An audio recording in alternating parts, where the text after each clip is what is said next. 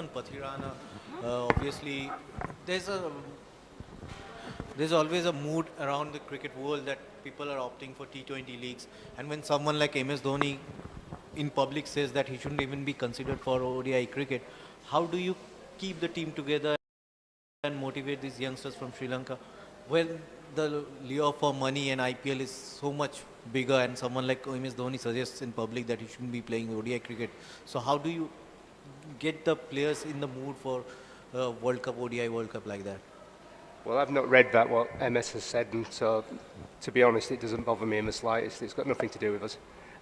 But what I will say is somebody like Pathirana is a very exciting young talent, and he's got a lot to showcase in 50-over cricket as well, and I think it'd be wrong to deprive him of that opportunity. And I think it'd be wrong for us not to have him out there and let this, Sri Lankan people see what their young, talented cricketers can do out on a cricket field. So for me, I get very excited about the young talent coming through. Not just him, we have other youngsters as well. And I think it's great that we can give them a stage to go show off on. So for me, they go out there, they spread their wings and fly, and let's see what they can achieve.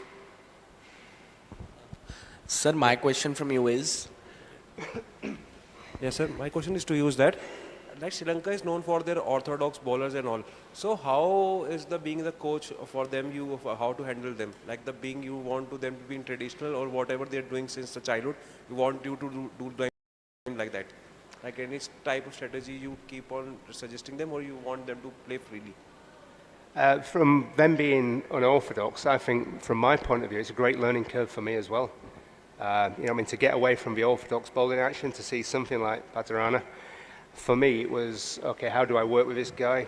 What does he want from me? And it's been a great journey so far. And I find myself listening to him a lot because I'm not going to tinker with his action. It's his own, it's his, and it works for him.